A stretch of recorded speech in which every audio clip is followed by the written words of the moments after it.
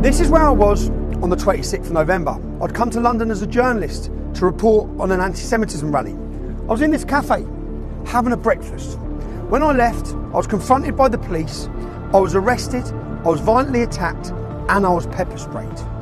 I had committed no crime. As we begin, I want you to ask yourself some questions.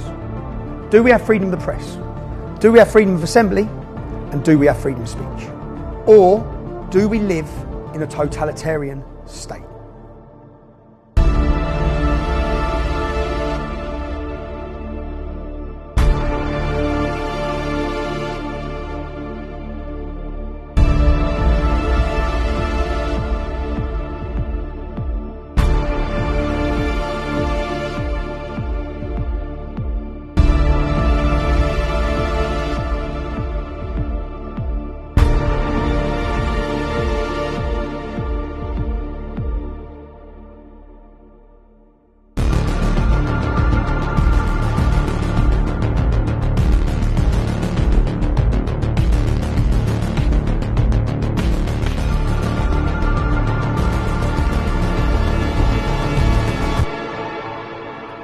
This was going to be a film about two-tier policing. Two-tier policing where the police treat some people brutally and others, Black Lives Matter, Extinction Rebellion, Just Stop Oil, those destroying British monuments and history, Hamas supporters, well, for those, they failed to apply the law at all. But as I thought about what was going on, I kept coming back to the question, why? Why are the police behaving like this? And a second question, what else is going on in our nation that might explain it? The closer I looked, it became very clear that there were many other things going on, which taken together look almightily similar to the strategies used by totalitarian states like Russia, China, North Korea and Saudi Arabia. If we're not quite there already, I believe we're drifting perilously close to becoming a totalitarian state. Now what does that mean? A totalitarian state is one where the state decides which ideas are correct. It uses its power to impose an official ideology. Dissent is treated as resistance. Institutions like the civil service, judiciary, police and free press are facades for the exercise of state power. Media, academia, organised religion, the justice system, banking and finance are used to retain power. Power is concentrated with an elite. Social traditions and culture are swept away by the new ideology. The social fabric of society is weakened as a result. Participation in an approved ideology is encouraged and then required. Individualism, true diversity of thought and freedom are replaced by mass conformity to beliefs and behaviours sanctioned by the state. A totalitarian state relies on force to suppress all opposition. And in the end, as seen in countries mentioned, Russia, China, North Korea, Saudi Arabia, eventually large-scale violence and assassination become permissible to achieve their goals. Now, if you think that's nonsense, and if you think it only applies to me, you need to keep watching.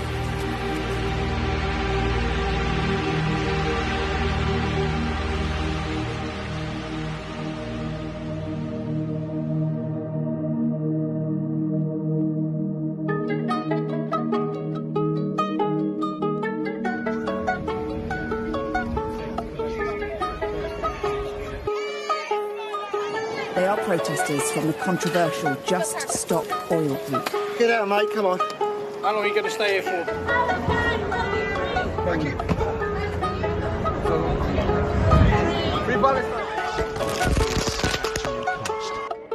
Whoa, children!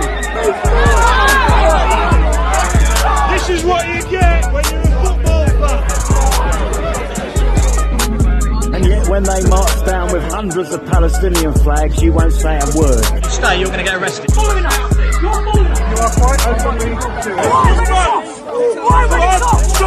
Why, when it's us, they ask the police? To establish what you're doing or what you're up to. Two-tier policing! Yeah! Two-tier policing!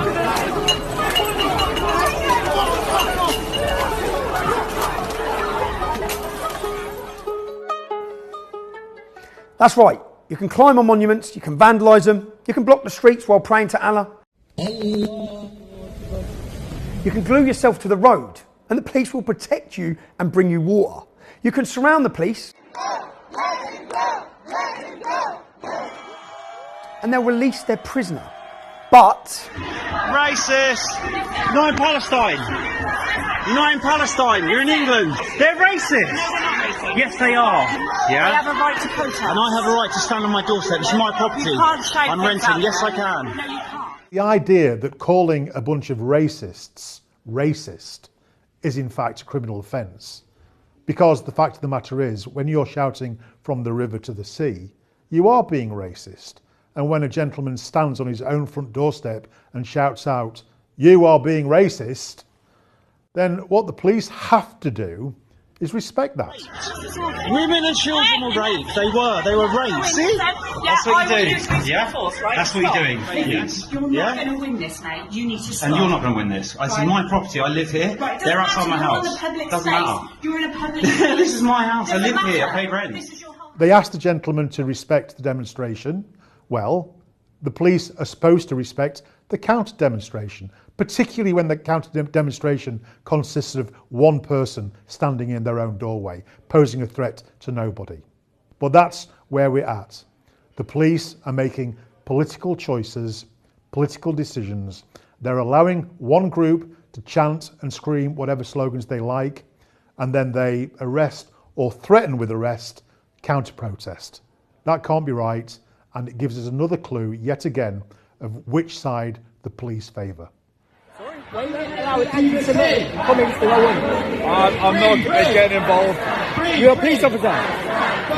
You're a police officer. Yeah, I can see that. So why not holding British laws? They're allowed to have a protest. They're allowed to take from the river to the sea, Palestine to be free.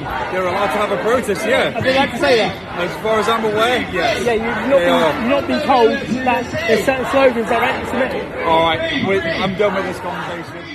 You don't have the right to speak in the UK. We've seen online censorship. This is now offline censorship, where an individual police officer decides what is acceptable and what is not. We'll find some Jews there. You want the Zionists, you want the blood. What we're saying now, and I'm making it very clear so everyone understands, if those dogs come close to us again, we will see it as an act of aggression and we will kill those dogs, we'll put them down. We saw Hamas supporters shouting death to Jews, saying that Hitler was right, calling for a genocide in Israel. They were left alone.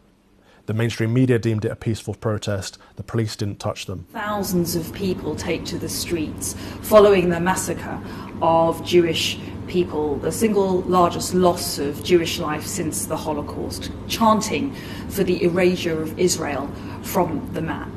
To my mind, there's only one way to describe those marches. They are hate marches. You cannot wave the Union Jack. Arresting an Englishman for flying a Union Jack when there's people here literally tacitly supporting the October 7th. You cannot preach the Christian gospel. If you make members of the public harassment, alarm, distress, it's a criminal offence. I'm aware of that. Yeah, so that's what we're not really doing that. What we're doing is about preaching our religion. You asked me what I've been preaching, so we've been preaching about the gospel of Jesus Christ. And closer to home for me, you cannot work as a journalist if the government doesn't like your views or your reporting. I'm here at work. Yeah. That this has got nothing to do with your role as a journalist. But I'm here at work. Your presence here is causing alarm and distress. And you don't if you do not leave and sort out a refund, I will come in and I'll make sure you... What I saw from that demonstration, Tommy being arrested for wanting to report, is a huge intrusion of police powers into journalistic freedom. He was pepper sprayed, arrested with 30 police officers, a overreach of their power on a single individual journalist that simply wanted to tell a story. You only have to look at the way Tommy was treated by the police and see how different it is from the treatment that gets given to jihadis or Islamists or extremists or people who actually want to hurt our country.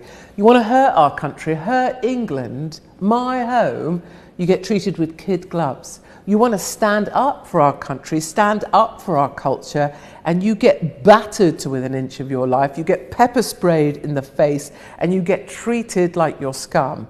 I think what happened with Tommy was very scary for your average Brit, to see someone turn up quietly having their breakfast and the overwhelming police response to that, then to be cuffed and to be maced in the face, I think is a sign of a fearful police force. You know, if they're going to do it to him and these figures that stand in front of people and stand for people, then they will do it to you.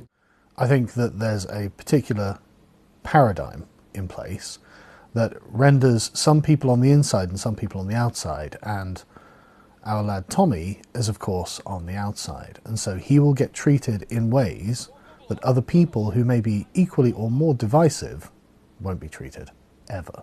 I went down to the Cenotaph on Remembrance Sunday to pray for our fallen, to pray for the servicemen who have died for our freedoms, to protect these so-called liberties, and I was cast as far right, along with people like Tommy Robinson, who were also down there. So what does that tell us? Well, the police came and they kettled us, they cordoned us off, and the mainstream media painted us as far right. So the media, the police, and the government are against certain demographics, and the other demographics get away with whatever the heck they're like. England didn't want the Jews.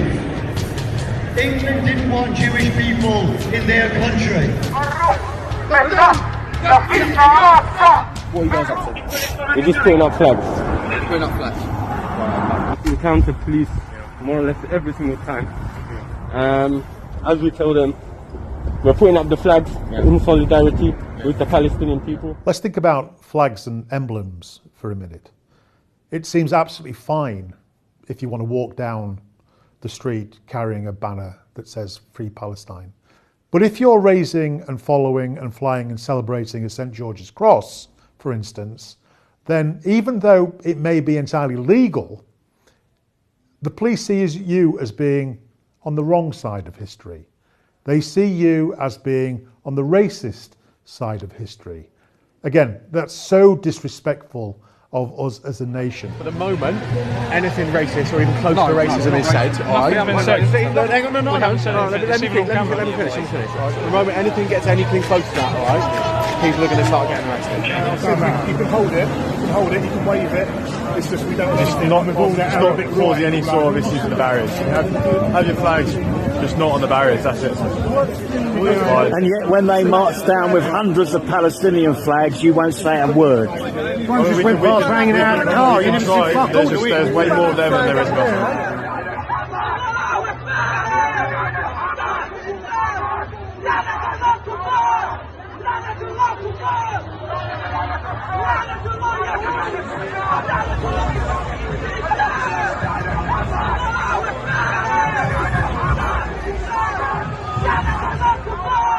That's right. They tell you the ISIS flag isn't the ISIS flag. The solution is jihad by the armies of the Muslim countries. Calling for jihad on the streets of Britain isn't calling for holy war. And beaming anti-Semitic genocidal slogans onto Parliament, that's fine as well. I spoke to the police a minute ago over there and they said it is an offence to do that. I don't know the particular law. It's an offence. Stop it. But they're not. And this is something I've been warning about for 20 years. There's a two-tier system across this country, one rule for them, another rule for us. It needs to change. Well, there's a two-tier system. The rule of law has got to be implemented equally across all communities. When I'm talking about the two-tier policing system, it seems to be for the Muslim community. Many people have lost their jobs or their promotions for speaking their mind. And Lee Anderson lost his job for telling us what we all know, that the capital streets have been handed over to Islamic mob rule. I don't actually believe that these Islamists have got control of our country, but what I do believe is they've got control of Khan and they've got control of London. And again, this stems with Khan. He's actually given our capital city away to his mates. Beware, because if you let Labour in through the back door, expect more of this and expect our cities to be taken over by these lunatics. We have allowed our streets to be dominated by Islamist extremists and British Jews and others to be too intimidated to walk through central London week after week.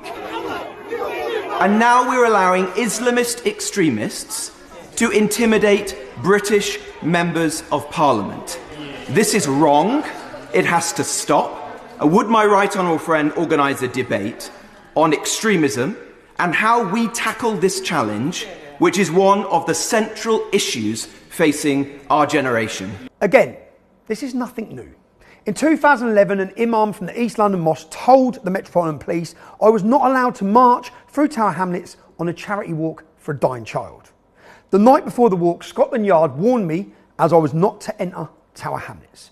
I went, I was assaulted on the border of Tower Hamlets in front of the police. The violent mob. Shouldn't you be dealing with the violent mob? Not people expressing right. So how far? Yeah, right. Just walk. Just fucking get out of it. What are you doing? Get back. Arrest him for assault. Arrest him for assault. Arrest him for assault. Arrest him for assault. Arrest him for assault. Arrest him for assault. That's all on camera, so arrest him for assault. How come he hasn't been handcuffed? How come he hasn't been handcuffed? How come he hasn't been handcuffed? Why have you got your hands on us? Because I am going to be arresting you. You're going to arrest me? You're going to arrest us for doing a charity walk? I need to explain why. So now we're getting arrested. Actually, look what happened. The two police step back, two unidentified men, probably undercover police, step in and assault me. I didn't react, but I was arrested. I was sent to trial. I was given bail conditions that banned me from entering the borough of Tower Hamlets for 9 months. No evidence. It was kicked out. It's lawfare. You see, in a totalitarian state, the police operate outside the constraints of the law. Their actions are purposely unpredictable to destabilise those of us, any of you, with the wrong kind of views. And they lie. They continuously lie.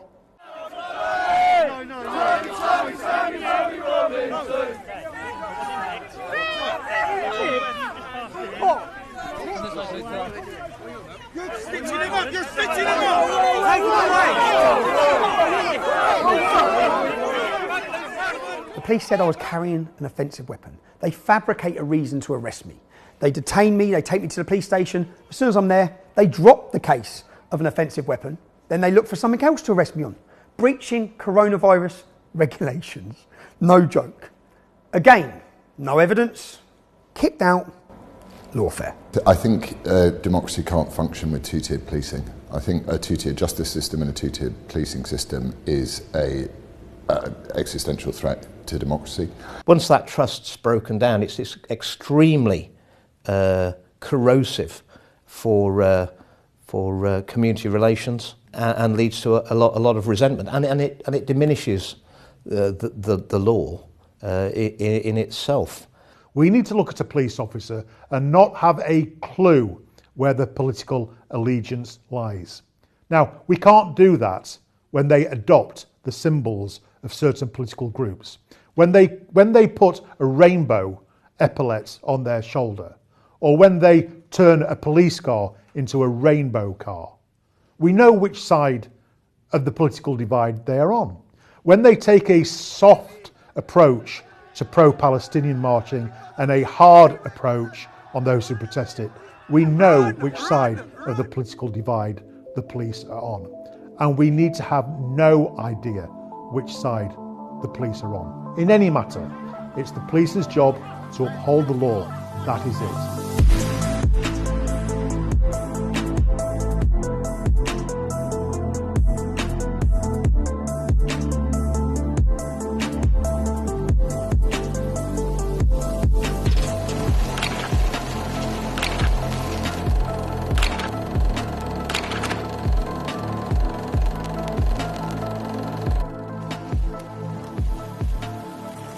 Another key feature of a totalitarian state is a politicised judiciary. In fact, in a totalitarian state, all the elements of the state are there to create an appearance of a fair process, when in fact, they are a facade of fairness and due process. They are there for the state, not the people, and they are used to advance the causes of the state, however malign or misguided the cause might be. You see, Sam Mellier was imprisoned for 2 years for putting up stickers that said immigration had destroyed Great Britain. Bunny Crean was imprisoned for 2 years for putting a bacon sandwich outside a mosque. He died in jail during that sentence. While at the same time, 3 women who were found guilty of terror offences weren't even fined. They were given a conditional discharge, totally let off. A Muslim abuser, Adil Rashid, he was convicted of raping a 13-year-old child. He was let off because he wasn't aware that wasn't allowed, because he'd been brought up under the influence of Sharia. Ignorance apparently is an excuse. A recent Newcastle grooming gang, one of them was let off with a community order for raping children. He raped children. He too was let off. Just like the two-tier policing, we have a politicised two-tier judiciary, where the law is not actually the law. The law is whatever the judge decides it is based on who's sitting in front of them. And perhaps most galling for me personally, how are you feeling about the verdict? Oh, suck your mum's funny. You've got no guilt. Is there any guilt? Is there any guilt, mate? Is there any guilt? back in 2018, I was imprisoned for reporting outside Leeds Crown Court at the end of a trial of now convicted child rapists. But watch this. We grant the extension of time in respect of the finding of contempt in Leeds Crown Court and allow the appeal against that finding for the detailed reasons set out in the judgment, essentially because the process was flawed. That's right. It was found to be an unlawful imprisonment. Well, it's Lennon from ITV, Matthew Hudson. Just planning on talking to us at some point. Do you know, can I tell you something? Yeah. I face a contempt charge, yeah, for doing exactly what you just done to me now. Exactly identical to what you just done to me. Clearly I couldn't comment on that. No, exactly. I'm being prosecuted by exactly what you've just done. I'm facing charges. I still spent 3 months on solitary confinement before being released. So the public had seen them falsely imprison me. So they had to get me. They took me back to the Old Bailey twice and eventually convicted me again on contempt of court, which I did not commit, by the way. And they gave me another 10 months in prison. So 13 months and then 10 months for asking now convicted paedophiles, how do you feel about your sentence? What's the difference between what I did and what you did? You've now been found in contempt of court. You lost your chance to be You an don't care. MEP. Do you think the myth of Tommy Robinson has just been burst now? You don't care, do you? You don't care that people's freedoms have been taken away. You don't care that a judicial system has just prosecuted someone because of who they are, not what they've done. You don't care, do you? You're a journalist. Do you not care about people's freedoms to report? What do you get for contempt of court? The Daily Mail, the Daily Mirror actually collapsed the trial of Levi Belfield for the rape and murder of the child Millie Dowler. Contempt of court. Same, they were fined. Rod Liddell, whilst writing for The Spectator, he actually collapsed the Stephen Lawrence murder trial. The Spectator magazine is being prosecuted for breaching reporting restrictions during the trial of Stephen Lawrence's killers. Gary Dobson and David Norris were described as disgusting racists in an article written by Rod Liddell while the Old Bailey trial was underway. The magazine is accused of breaching a court order preventing prejudicial material being published before jurors reached verdicts. What was his punishment? A fine. You see, we have a politicised judiciary. We have spent £115,000 so far fighting this case. We have received no legal aid. The Muslim paedophiles from the Rochdale grooming case were given £1 million of our money to fight that case. The court ordered that those paedophiles would be deported when they're released from prison. Those paedophiles are still walking around the streets of our country. And bringing it back to my arrest in November last year, it's important to understand the process is the punishment. I had to go to court 7 times, and every time I had to go, it cost me thousands of pounds. My freedom was taken. My ability to work was taken from me. The cost was £60,000. And what was the outcome? The arrest was unlawful. The bail conditions were unlawful. The entire thing was unlawful. Police officers lied in their statements, fabricated paperwork. They lost all their body-worn video footage. That's right, every police officer you see with a body camera on, they all lost it. The dog ate my homework, Your Honour. So have we won? Or have they won? They physically attacked me. They pepper sprayed me. They banned me from my capital city for 6 months. They financially bleed me. The point I want people to understand is I've just said I've won, yeah? Have we won? Do we have freedom? For the last 6 months, I've been banned from entering my capital city. Whilst jihadists have took over our capital city week in, week out, with the grace of the police allowing them to, I've had my restrictions, my right to a family life. I even went to court to ask if I could take my children to the Christmas lights turn on, and I was refused that opportunity. For the last 6 months, I've had to go to a Muslim police officer and ask permission to come into my own capital city, of which one of the meetings was to interview a member of parliament. That Muslim police officer refused that request. That is a police state. That is not freedom. What's been ruled on is that the arrest was unlawful, pepper spraying was unlawful. They arrested me on my daughter's birthday. Yeah? On my daughter's birthday, that's now unlawful. Their bail conditions are unlawful. This is about lawfare. The process is the punishment. Our eyes have been opened because of the internet age. We can see precisely what's going on before they spin it. And then we can compare the narratives of the true events that we saw with our own eyes versus what they want us to believe. And there's always more rules. Rules that superficially sound reasonable enough. Non-crime hate speech. No one wants hate, right? But those rules are simply weaponised to silence people again. And the people with the wrong kind of views. In Russia last year, 400 people were arrested for things that they said on social media. 400 people in Russia. Obviously, this country is very different. How many people do you think were arrested in Britain for things they said on social media last year? Go on. Take a guess. I have no idea. 3,300. Really? Arrested for what they'd said on social media? Yeah. Much of this current obsession by the police with what we say and think, even in the privacy of our own homes, even on social media, even as banter amongst friends, is based on this thing called the Allport scale. Now, the Allport scale was written by a psychologist in the 1950s to show where genocide comes from. And he has a 5-step program, if you like, which begins with contrary speech. So if you, as I did, retweeted somebody else's limerick, and the political content of that limerick was anti-trans, as it was when I retweeted somebody's limerick in 2019. The logic of the police is this, that is the first step on a 5-step program that ends in genocide. They say that without necessary intervention at step 1, you'll move to step 2, which is indirect discrimination against people of a group. And then if it's not stopped there, it'll move to step 3, which is direct discrimination. And then step 4, which is violence. And finally, step 5, which is terrorism, genocide, and murder.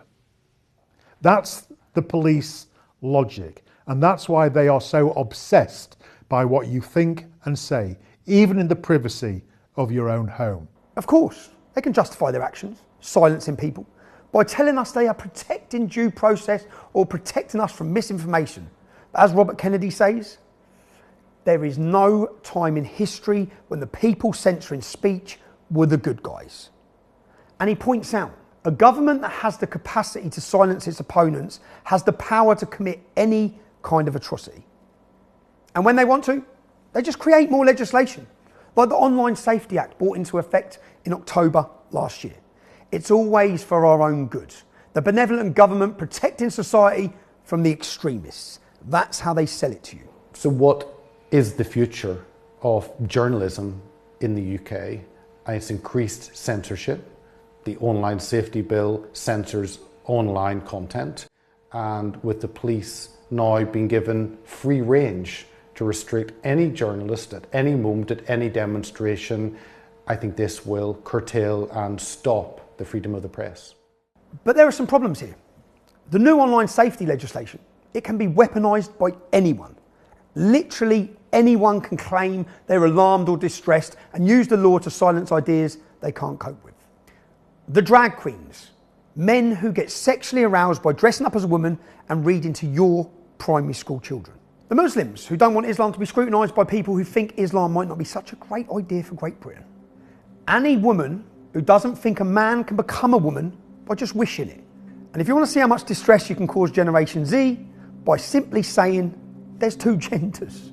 It's clear every new piece of legislation presented for your good, the good of the people, results in more power for the government and is then weaponised by the government and those who hate our nation and our values. It leaves each of us with less and less freedom. It should go without saying that this isn't an optimistic future, and if we continue going as we're going, independent voices will be snuffed out entirely.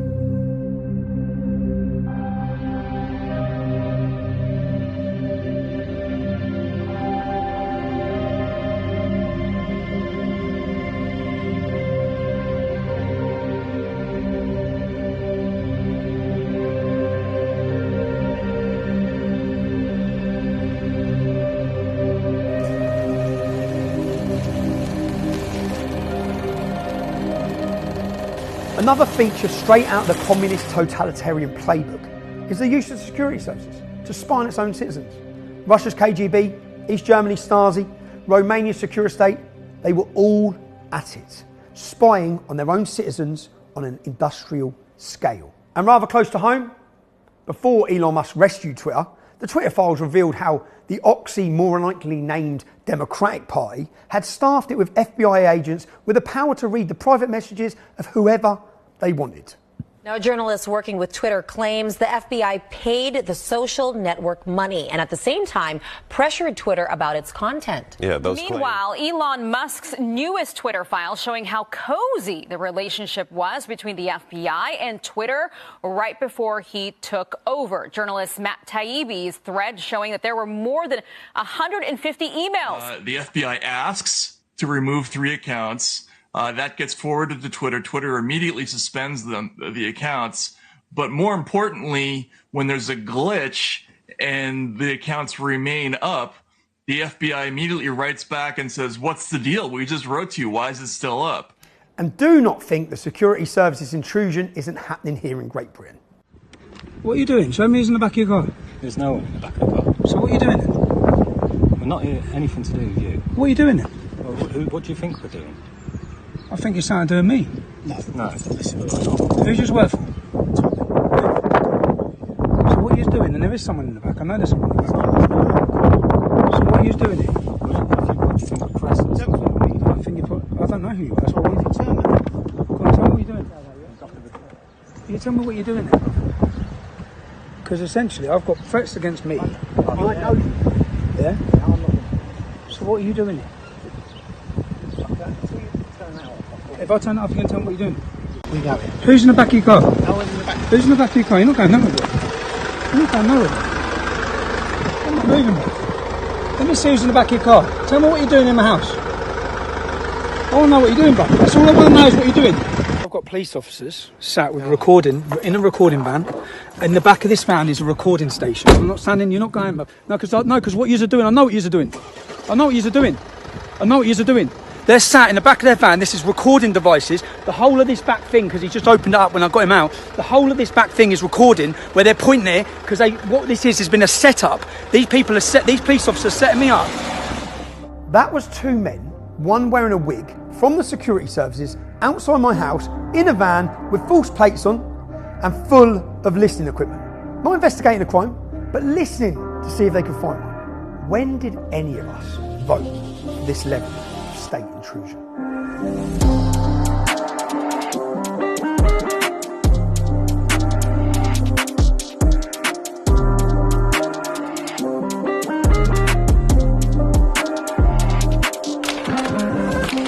Of course, to maintain control, every totalitarian state must control what you hear, what the people hear. And the government learned that the media, big tech, and the British people were easy to control. Pay the media and big tech, terrify the people, label misinformation anything and everything you don't agree with, demonise and arrest anyone who doesn't comply. Just look how that worked with COVID. The anti-vaxxers, dangerous obsessives. I don't want them sitting next to me in the theatre. I don't want them standing next to me at the theatre bar. I don't want them next to me or anywhere near me or even in the same carriage on the train. Frankly, if you're not vaccinated at the moment and you're eligible and you've got no health reason for not being vaccinated, you're not just irresponsible. I mean, you're an idiot. Welcome to BBC Verify. Like you said, we are a team of investigative journalists here at the BBC. We are also a new brand and we are a physical location above the newsroom in London.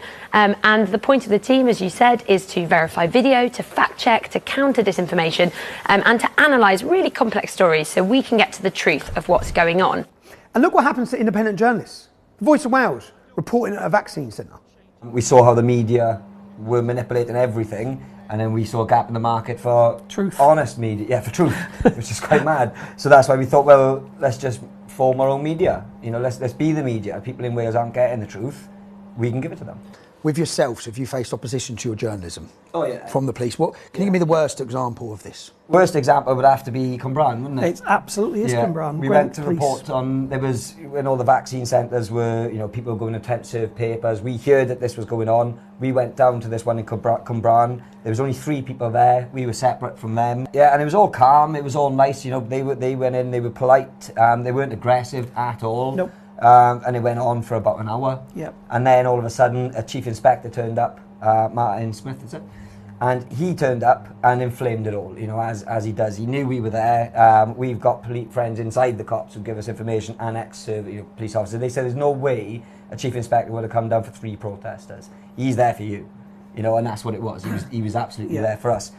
He instructed people to leave. He said to leave the doorway, and he said, "Could you please, if you want to protest, could you please stand over there in the designated protest area," which is still on the land. We moved because we're just there filming, not involved, not engaged. We moved. One guy kind of refused to move, and the order was given to arrest everybody, and then that included us. Yeah, and that was after we'd shown them our press passes. Right, at this moment in time, it's 1:32 when you are under arrest for aggravated trespassing. You don't have to say anything, but I may have me defence. If you do not mention when questioned something which you later lie in court, we're here filming. Anything you do say may be given in evidence, okay? Okay, we're literally only here filming though. We're media. We are literally media. We're not part of this group. We was informed that this was happening, so we came down.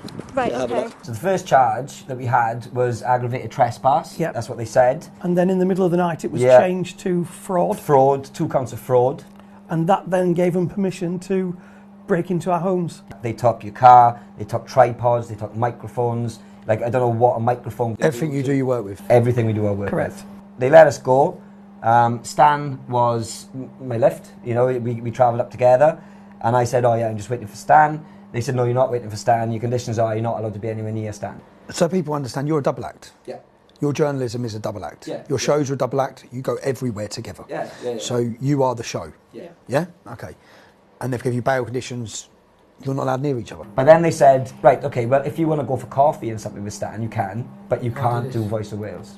Which shows exactly what it was about. It was about your journalism. Yeah. It's got nothing to do with colluding. No. So we got to court. They wheeled in all the police officers, 3 sergeants and a chief inspector, and they basically all perjured themselves. They said that we were aggressive, we refused to leave the land. We were told numerous times to leave the land, which is what the trespass charge would have came from. When in fact, our argument was, well, no, we've got the footage, and the footage says if you would like to protest, please stand over there in a designated area. So we were invited to stay on the land. If you wish to protest, you can go and stand over there with my colleagues, okay? But the police officers all gave statements and evidence that lied. They totally lied. Yeah. If you didn't have that SIM card, as journalists, you've gone to report something, you'd be in jail. All you need to do is look at the treatment that people like yourself get, people like we get, for simply talking about true things that are happening. We don't make the news, we don't create these events and pretend that something's happening when it's not. We go and report what is actually happening. That looks just like Russia, China, North Korea, and Donald Tusk's anti-conservative antics in Poland. In December, we had an event with Andrew Bridgen MP and Carl Benjamin, and what better person to report on it but Tommy? You rely on other journalists, other media outlets promoting what you're doing, discussing it. It was an event holding the line, challenge the narrative, looking at free speech. So I get a call from DC Shah, police officer, and he wants to know information about the event. He then goes away. I then get a message from Tommy to say he's been blocked or banned or not allowed. And I understand later that he needs to ask permission from a single police officer whether he's allowed to enter London and report on events.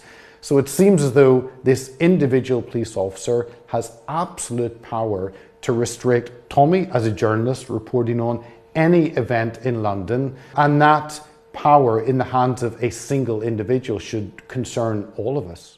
This should be a warning to all reporters, not just in Great Britain, but across the Western world, because we do not have a freedom of press, never mind freedom of association. Look at what's happening in the United Kingdom. We've got this body, this regulatory body called Ofcom, who regulate broadcast media. They're being given new controls, new powers to regulate the internet as well. And it looks like they're an independent organisation, but of course they're not. They're an arm's length organisation of the government. They are controlled by the government, they are assigned by the government, therefore it is essentially the government who is regulating the media. Reporting across the Western world is fracturing very, very quickly, very, very suddenly. We've noticed that trust in the media is at an all-time low. The stats support that.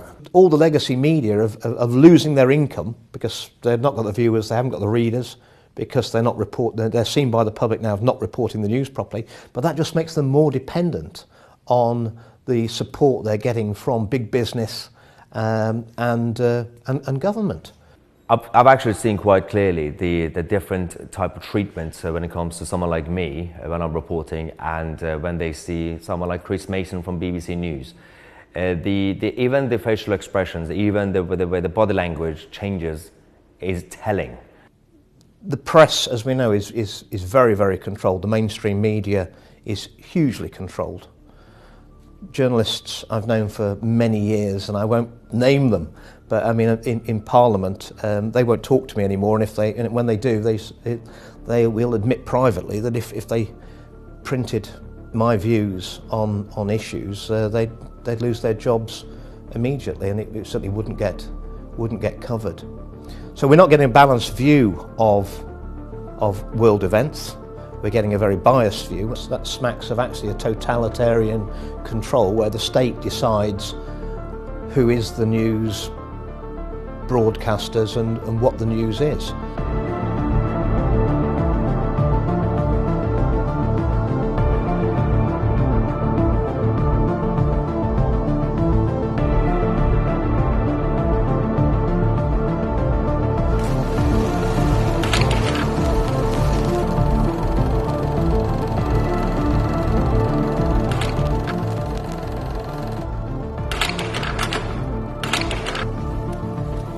Well, with controlled media, you can inject propaganda into the population on a daily basis and indoctrinate them all. You can hammer away pumping out the same messages. COVID's going to kill you. The vaccine's 100% safe and effective. Global warming is going to kill us all. Mass immigration and diversity are our greatest strengths. And if you can control what people hear, very soon you can control what many people think. Many people, not all. We are the Behavioural Insights team, the world's first nudge unit. We generate and apply behavioural insights to help people lead better lives and support communities. The government set up a unit to manipulate you in 2010, the Behavioural Insights team known as the Nudge Unit. Its sole purpose is to work out how to get you to do what they want. With COVID, they decided fear was the best tactic. Let's bring you more on the latest infection numbers and the number of people who've died. Yes, and the most shocking thing actually is the number of people who have died. The United Kingdom's death toll from the coronavirus has risen by 1/5, that's 20%. The latest number of deaths in the UK is higher than any daily total reported by either Italy or Spain.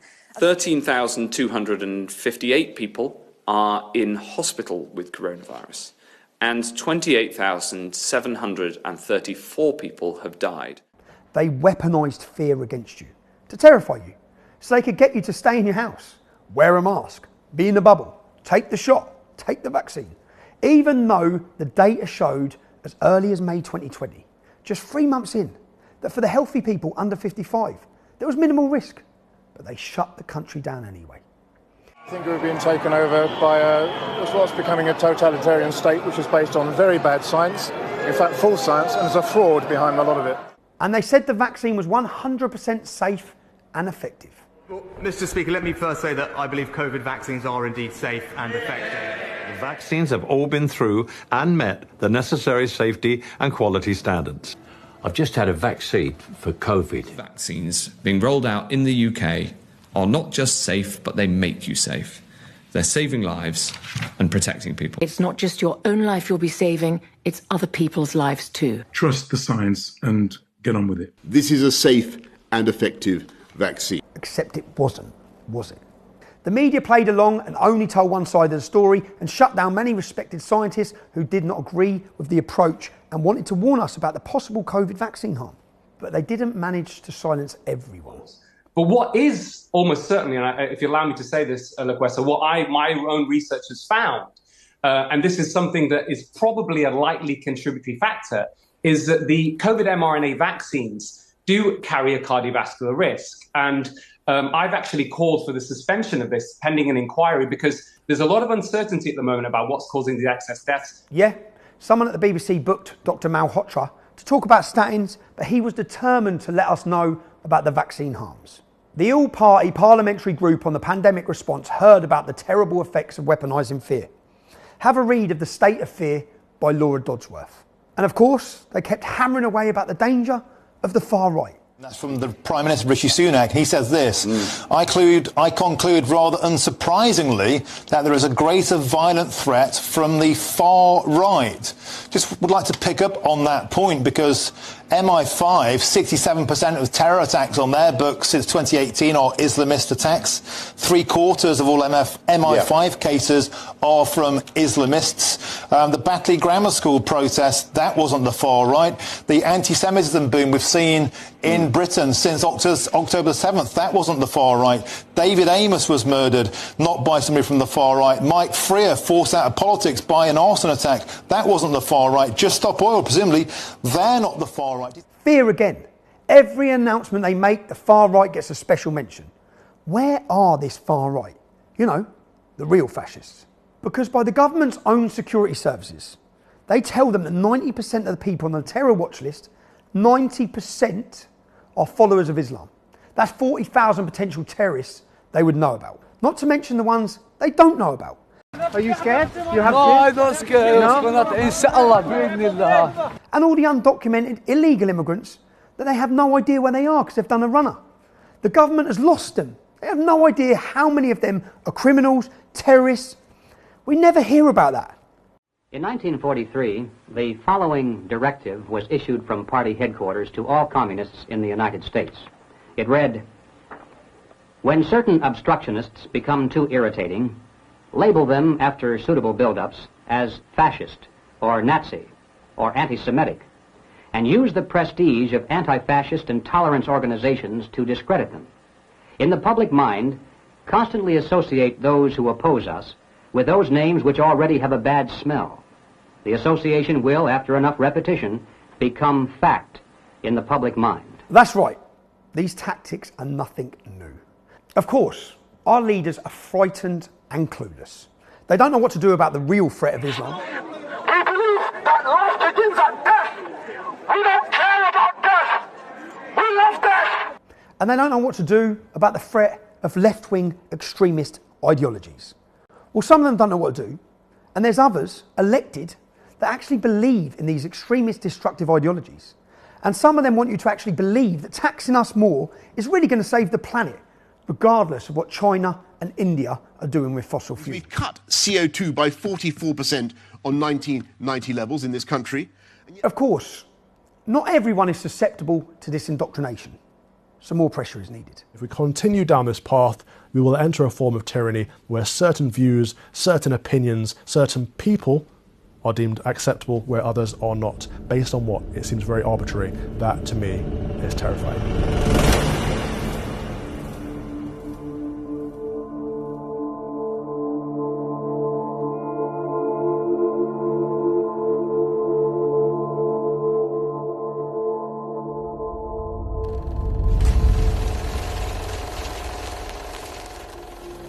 You see, another piece of the architecture of a totalitarian state is to use the citizens to turn on each other.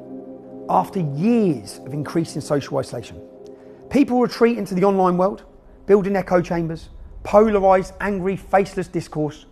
We were all potential fertile ground for mass formation. The stay-at-home mandates during the COVID madness was perhaps the last piece of this. And lonely, socially isolated individuals, often stuck in meaningless jobs, carrying the fear and anxiety of the monsters created by the state, in this case, the fear of COVID, frustrated by ever-increasing restrictions on their freedoms and the destabilising effect of ever-changing rules. Well, with the right nudging, they can be made to do pretty much anything. You may not come within 2 metres of me. I'm walking past you. Because you're a dickhead without a mask. You're a cunt putting people's lives at risk. Asked her to wear a fucking mask. Like, seriously, woman who won't wear your mask, who don't wear your gloves, who don't practice social distancing. Wear your fucking mask. How else do you think people were made to come out on the streets, on their doorsteps, and clap for the NHS when their appointments and treatments were being cancelled? How else do you think the people were turned into zealots? They turned on those who did not believe. They turned on the people who would not comply. It happens when they, your neighbours, start breaking lockdown rules, with the police receiving 200,000 tip-offs. You see, people brainwashed during COVID. People only given one message, continuously given that message by controlled media. Lonely, socially isolated, frightened people. People who perhaps have little meaning in their jobs will take up the cause for the state. These people are desperate for meaning. They're desperate and they crave a master. They want to be told what to do, and they see forcing others to comply as their virtue.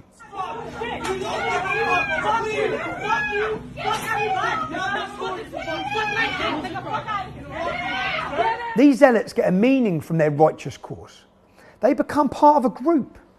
The antidote to the social isolation and the loneliness. But here's the problem.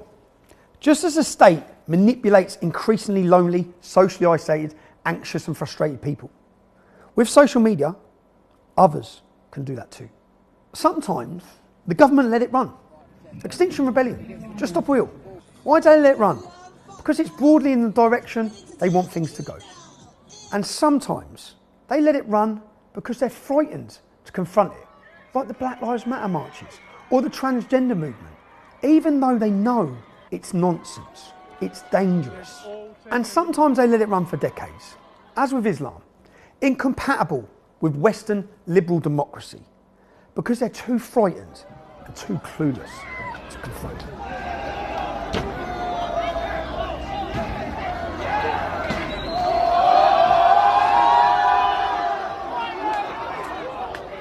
That window's gone. And now there's a fifth column, agitating on the streets, calling for jihad, calling for the extermination of Jews, and there are thousands and thousands who join these marches who have been manipulated in just the same way. So I just noticed the signs that you've got from the river to the sea, Palestine will be free. What does that mean? Well, it's quite self-explanatory. It needs to be... Well, it's a little bit more complicated than that, isn't it? Because I guess what I mean is, how would that come about? What would happen to the Israelis, etc.? I don't. I'm trying to think of how to word it. Isn't it just as self-explanatory as the area of land? It's Palestine's land. What are you guys out here protesting for? No comment. Why are you guys out here today? Speak to the organizers. Why can't I wanted to ask you though. Do you know what NY is doing? About what? About Israel. Why are we protesting here? Palestine will be free! I wish I was more educated. I'm not either. Oh. Yeah. I don't think it would be a good idea if we... Why are you guys protesting? Just to be a part of the cause. And what's the cause? Yeah, I'm not the right person to talk to. So why are you guys protesting today? I don't want to talk to press, I'm sorry. They don't really want to talk. Why are you guys protesting here today? I don't want to do this, sorry. Do you know why you are protesting here today? Yes. And what is that reason? No comment. Build a new workers' party, a socialist alternative to Sunak and Starmer, for a socialist intifada. Yeah. What's a socialist intifada? If I'm being honest with you, I just got this at the stand over there. Okay. I don't actually know the definition of the word intifada. Okay. But, I mean... Do any of you know the definition of the word intifada? Stop bombing Gaza, that makes sense. What about that one? Yeah. And what does that mean? Well, it means to... It's, I'm definitely not the person to talk to about this. The claimed cause is to stop a so-called genocide of Palestinians. They believe in the cause. They can't name the river or the sea, but they march anyway. They didn't march for the millions of Uyghur Muslims being persecuted by the Chinese, because no one else was. They didn't march for the Yemeni Muslims being bombed by the Saudis, because no one else was. And they didn't march for the hundreds of thousands of Syrian Muslims killed by Assad, because no one else was. But in this case, people are marching. so they march. The majority of them know nothing. I grew up in Israel. I moved here 27 years ago. I've been to explosions, I've been to the shit. None of those people got their info. I have no idea. It's the next cool thing to do. The average person, I think, at these protests is the kid that isn't cool or good looking enough to be invited to a house party. So because they're not invited to a house party, they make their own, which is out here, which is why what happens when they summon these people with a flyer, 10,000 of them show up. These are 10,000 people with nowhere else to be. They get to be part of a community.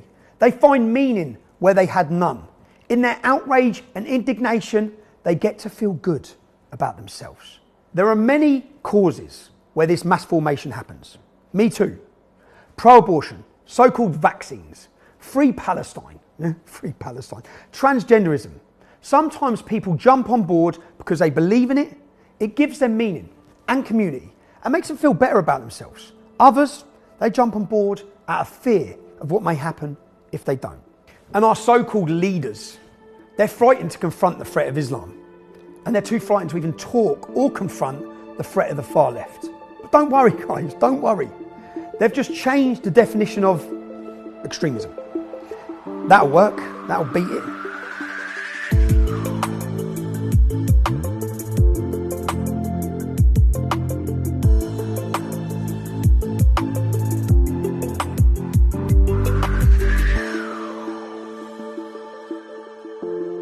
Of course, not everyone is caught up in this mass formation. Not everyone can be manipulated quite so easily. And not everyone will comply with the government deciding what ideas are correct and telling people what they have to think. So they have to have consequence for dissent, for non-compliance. There has to be a consequence for speaking out. And the government will decide what non-compliance is. The government will decide what you're allowed to say. As the cost of speaking out increases, fewer people are prepared to speak out. Everyone should get the message, and a spiral of submission and compliance should follow. Perfect. Well, that's the theory. But the government know they have to be careful. Make non-compliance costly enough to crush dissent, but not so costly that they create martyrs. Create one Spartacus, and you may have a revolt on your hands. Every day brings new studies, new findings that confirm the last 2 years of life in the Western world as a blizzard of lies. Keep in mind, Tony Blair is the one who's been advocating for vaccine passports, digital identification through COVID, and all of these measures. Either we stand for free speech, in which some people will take offence, some people won't, or we don't, right? There's no scientific evidence. Sadiq Khan rubbished the evidence and had it rewritten to serve his own needs. No one voted it. It's the beginning and bringing in of a surveillance state, and he's trying to make noises so that I can't say that. Every one of them lost their jobs for the wrong kind of views. And politicians are no exception.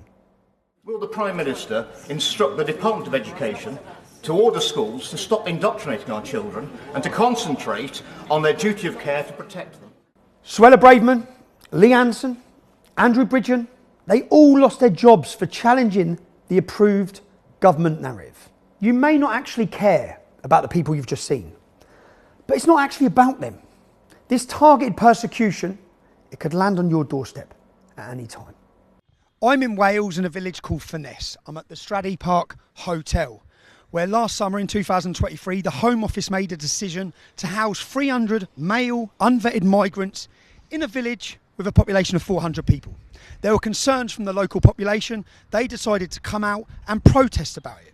Now, the police's job in a democracy, in a democratic society, is to protect the rights of the citizens to protest, for legal and lawful protest. We're now going to meet some members of this community to find out if that's what the police did.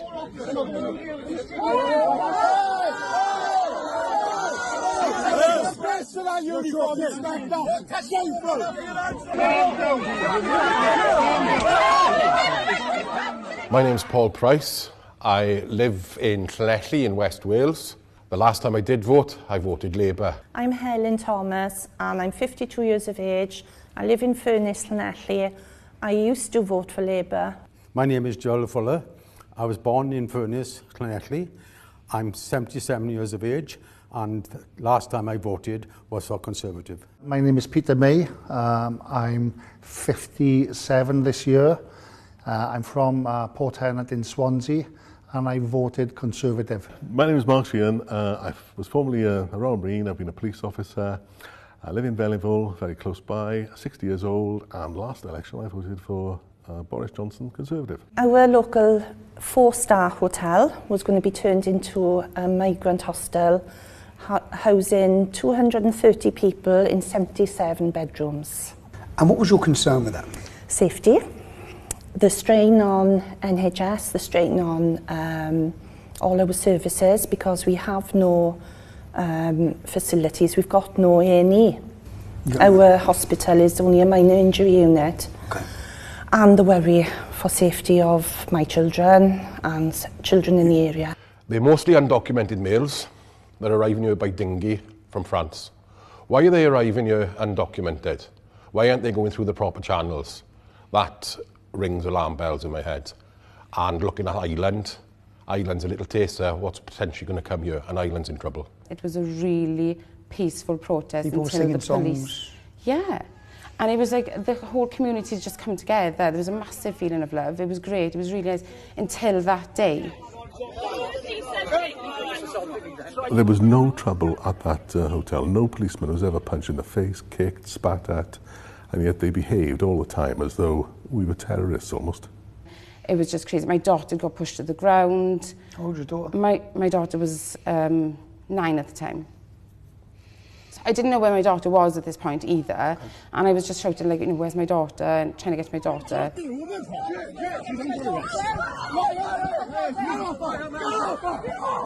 And it got to the point where they just literally battered me all over the road. I had handcuffs up my nose.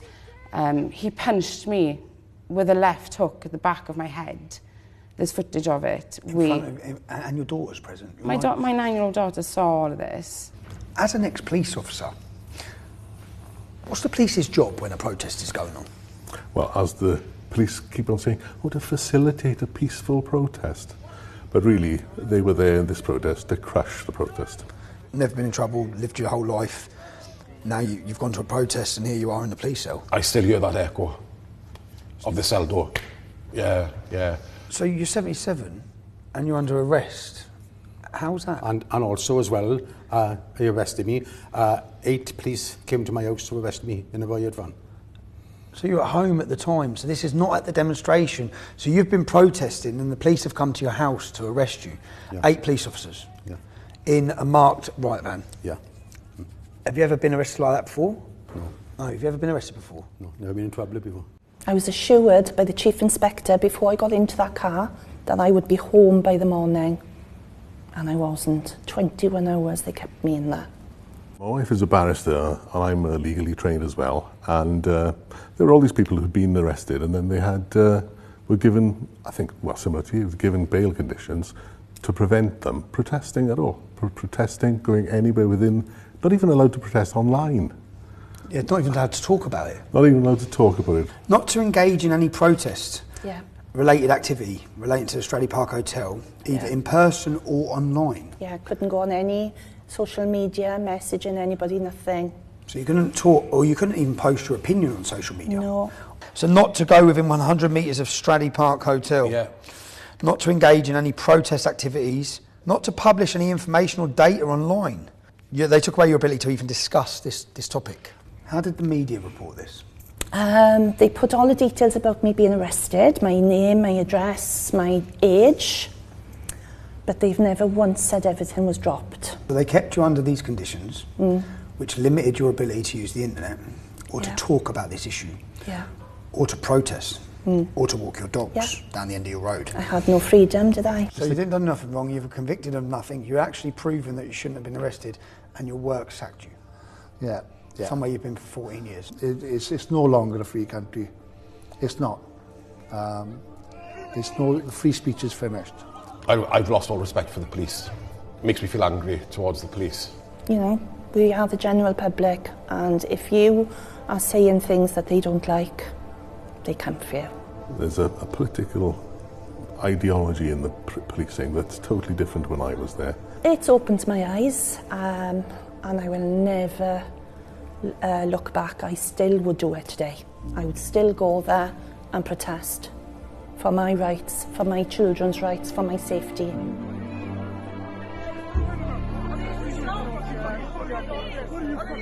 Depending on your ideological stance, the police will arrest Twitter or X users for mean tweets, criticism of identity politics, and even memes.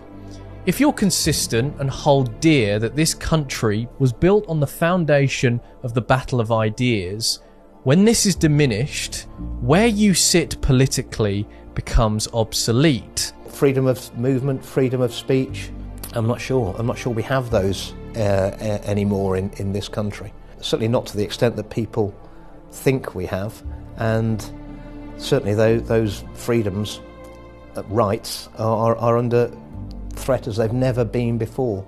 I disagree with every word you said, but I will go to the death to defend your right to say it. I think that's very important.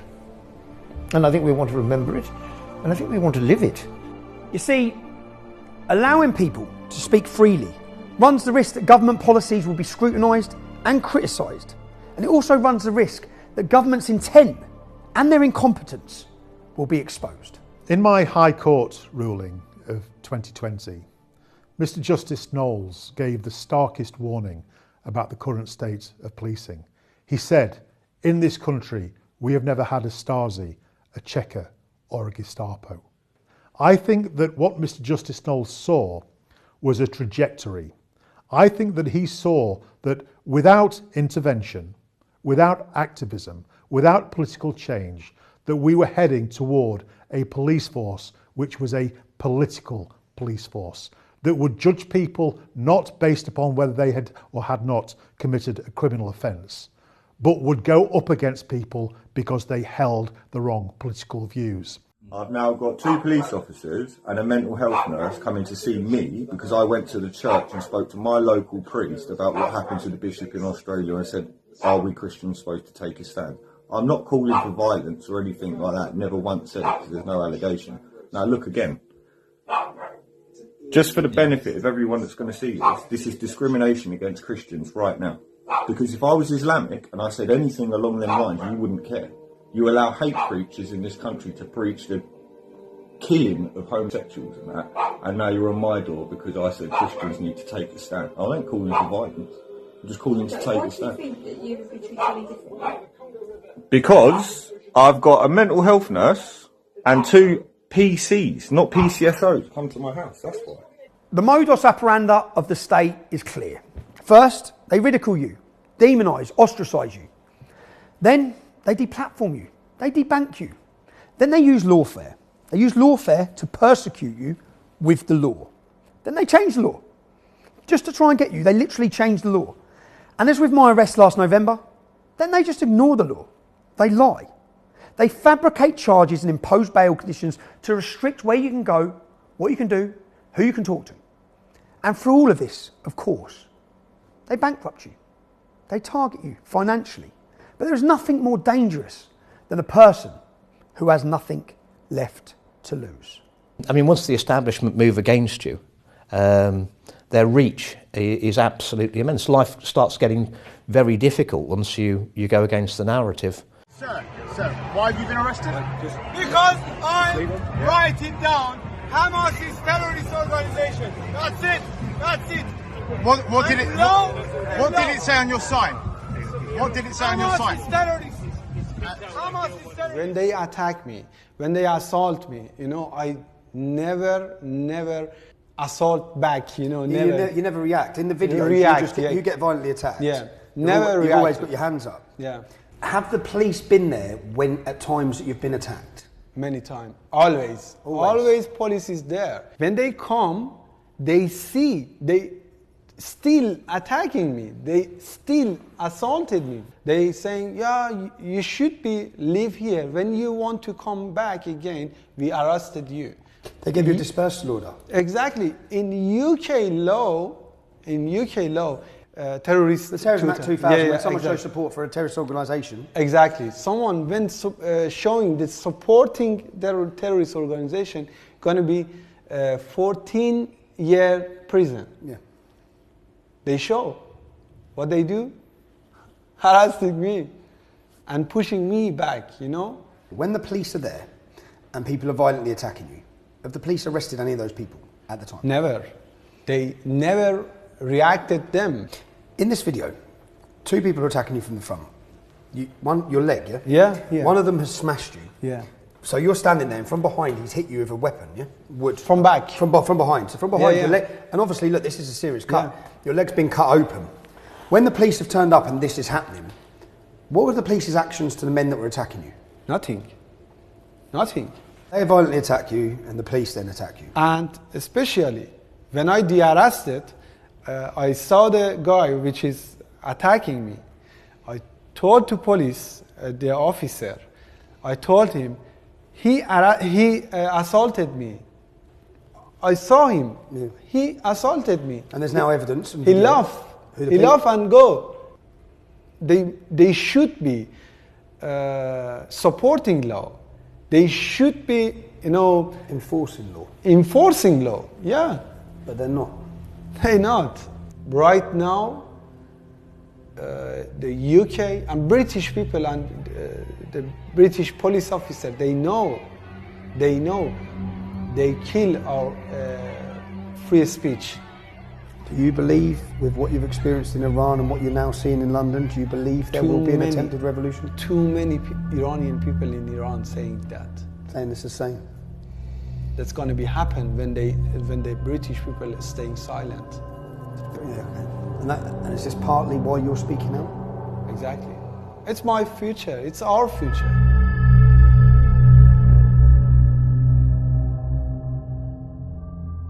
That is Nayak Gorbani. He's from Iran. He is all too familiar with police brutality. Arrested for holding a banner announcing UK government policy. The Hamas are a terrorist organisation. They actually are prescribed as a terrorist organisation. They arrest and continue to persecute him because they can't cope with the Hamas-loving protesters.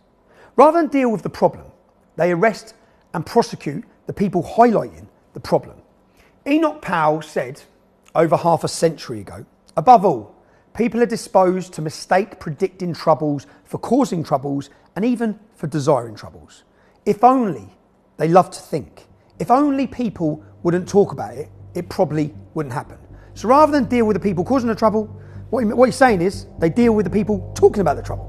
And if all these tactics fail to silence the dissidents, well... According to UNESCO, almost 100 journalists were killed in 2018. Hundreds are in prisons. And when media workers are targeted, societies as a whole pay a price. Saudi state television reporting this evening that journalist Jamal Khashoggi is dead. Where the prison service has announced that the jailed Kremlin critic Alexei Navalny has died. In a statement, it said he felt unwell after a walk and almost immediately lost consciousness. Reporter Danny Casolaro was found dead over the weekend in a motel in Martinsburg, West Virginia. Local authorities quickly ruled his death a suicide. It felt like a fall guy. I mean, you'd been set up, haven't you? A man under pressure. He'd once said, "I will probably be found dead in the woods." Within days of this appearance at the committee, that's exactly what happened.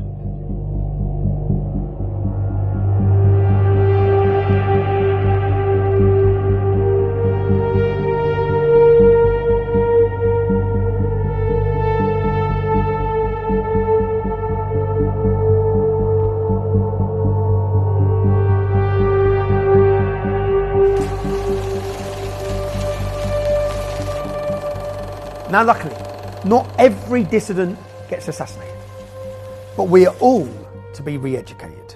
A key part of a totalitarian state is the re-education of dissidents, those who will not submit and will not comply.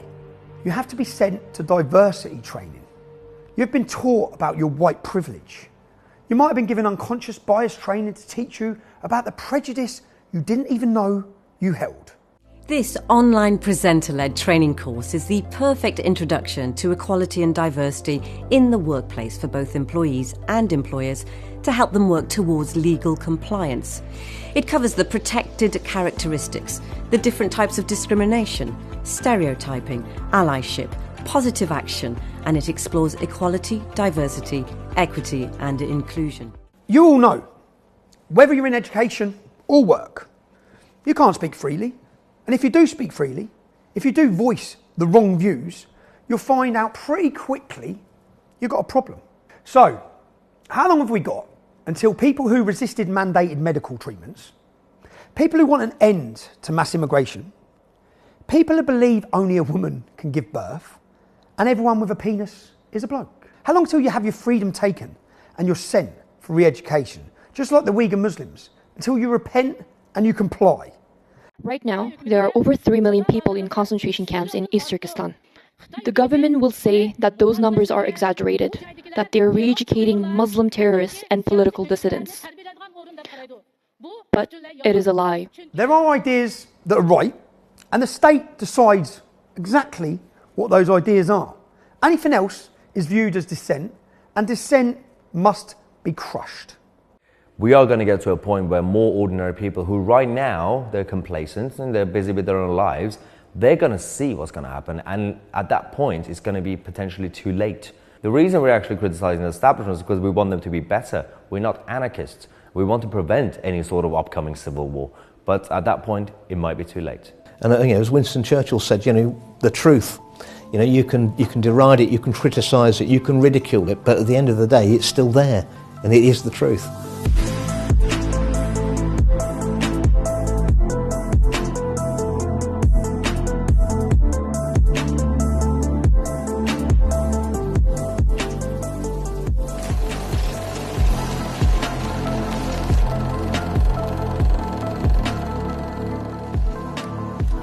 See, allowing people to express alternative views, that runs the risk of awakening the people to their failures, to their moral bankruptcy and the corruption of the government's policies, exposing the agendas of those who are supposed to be serving us, highlighting that the government's actions, they may not be in the best interests of freedom-loving citizens. They want control over every aspect of your life, where you go, how far you travel, what you eat, what you spend your money on, who you meet, what you say. You see, in a totalitarian state, scrutiny, it cannot be allowed. Agendas and corruptions are hidden. Accountability is dead. Failure's hidden. And there are so many failures. The failure of invading Iraq, which destabilised the entire Middle East. It radicalised a generation of Muslims and unleashed 20 years of Islamic-inspired mayhem across the world. The failure to stop illegal immigration and its disastrous effects on our society. The failure to reduce legal migration. Actually, it's worse than failure. For decades, successive governments have implemented ideology-driven policies that drive massive immigration without a clue or a care about the impact on our society and our culture. The UK population grew by 750,000 in 2023 alone. Their failure with COVID. They shut down the country. They took away our rights and our freedoms. They flirted with compelling medical treatment, destroyed businesses and lives, and told themselves they were fabulous at the same time. Patted themselves on the back for these failures. The truth, of course, they caused the inflation we suffer by printing money, continually printing money. And don't ask questions about excess deaths, miscarriages, stillbirths, cancers, heart disease, and vaccine efficacy and safety. The failure to reject net zero, the Marxist anti-capitalist dogma that will drive millions into poverty and hardship. They embrace unilateral economic disarmament. They can't stop the tide, they can't stop an earthquake, a hurricane, or even a strong breeze. And yet they want us to believe if they tax us more, they'll be able to stop the climate from changing. And just like with COVID, the fools that lead us, they say they're following the science. They say they're following the science in order to shut down the voices of esteemed scientists who cry out that climate change is nonsense. You just follow the money on that one. The failure to reject gender ideology. This really should be easy for them. But the fools that lead us struggle to say what a woman is, and as a result, the destructive forces seeking to dismantle reality and society run rampant. Thousands of British children are told there are more than two genders, and boys can be girls, and girls can be boys. Let's be clear, there aren't and they can't.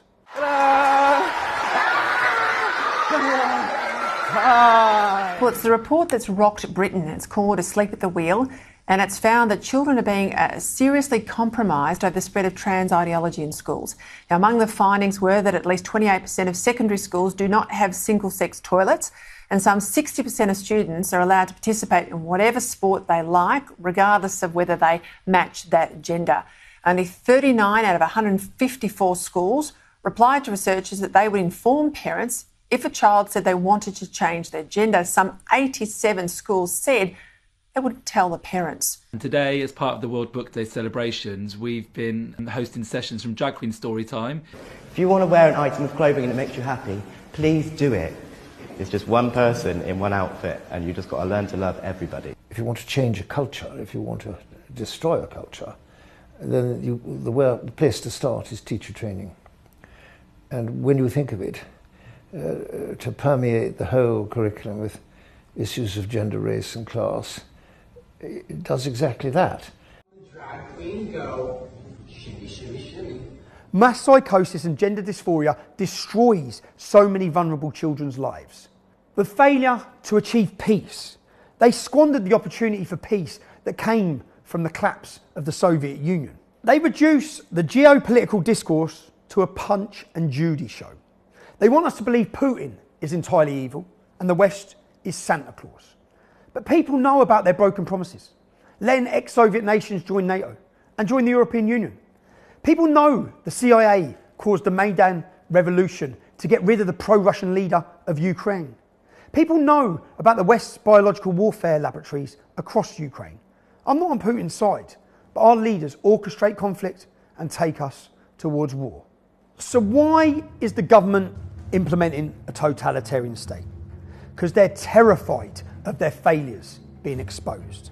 While our leaders tremble and hide in their Westminster bunkers, the people of Britain, who they're supposed to be serving, they live and die with the consequences of government failures. So many failures. We could be looking at the decay of Western civilization.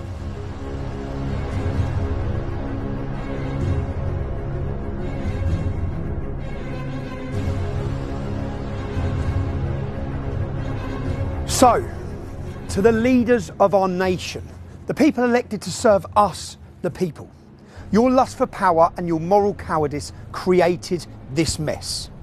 Without pride or confidence in our nation, you cower in fear and you facilitate every ideology that comes along. You took the knee to the Marxists of Black Lives Matter. You embraced immorality of the transgender movement. You watch as men dressed as women read to primary school children and pump sexualised material into their little minds.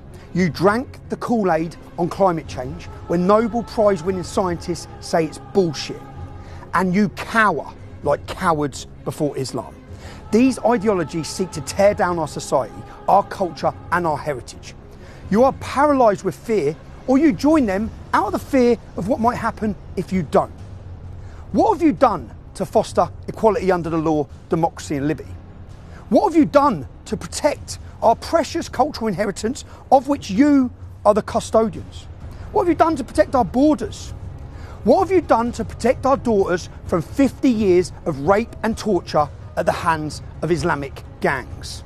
What have you done to defend the sovereignty of the United Kingdom against malign influence of undemocratic, unaccountable bodies like the European Union, the United Nations, the World Health Organization and the World Economic Forum?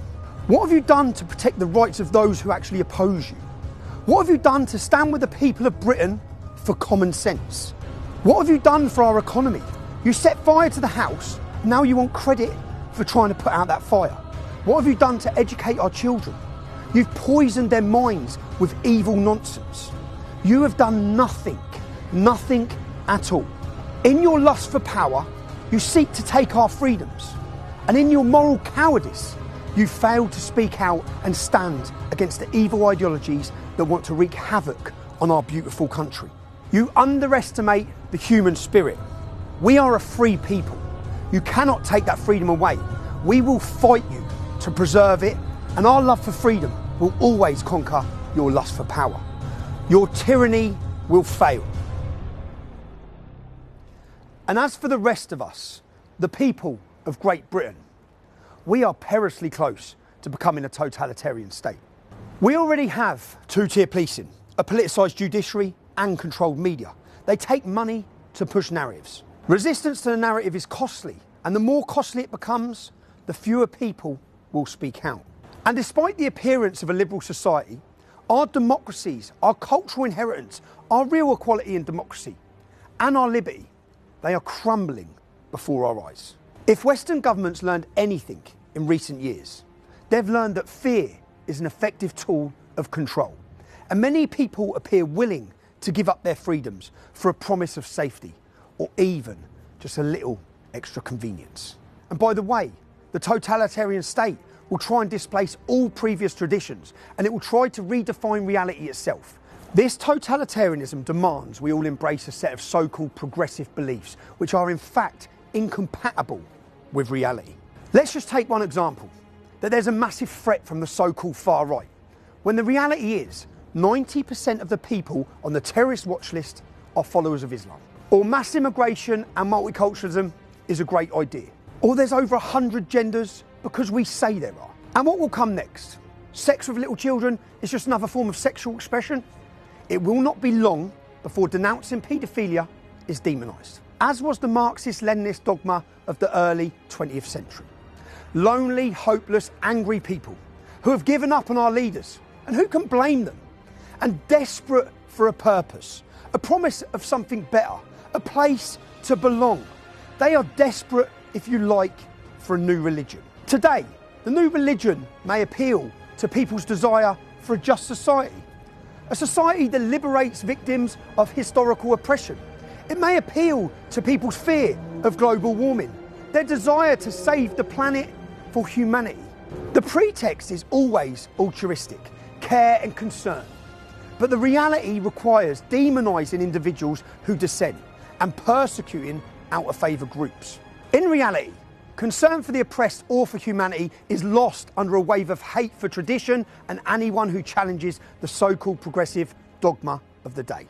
And the state uses manufactured crisis and the threat of chaos to implement new measures and take away more of your freedoms. Again, it's for your own good. There has been no violent revolution, but the revolution has occurred. It is complete. Hate-filled progressive groups and ideas have infiltrated our schools and our universities. Their graduates have entered the corporate world and the public sector. They run the media. You may think you have the right views, but if we are to learn anything from Alexander Solzhenitsyn, there is no way of knowing what charges will be brought against you. No one knows what's happening tomorrow. There is a permanent and ever-shifting inquisition. So watch out. We can expect the battle for our society, for our cultural inheritance, to get worse before it gets better. Because tyrants do not want to give up their power easily. But as with the hard totalitarianism of communist Russia and China, which depended on people's fear of challenging their lies and unreality, so it is with the insanity of the world today. We must continue to speak the truth. More people must stand up and speak out. The stakes could not be higher. If we lose our freedom to speak, the freedom to think will become the next casualty. Scrutiny dies and tyranny reigns. Thank you.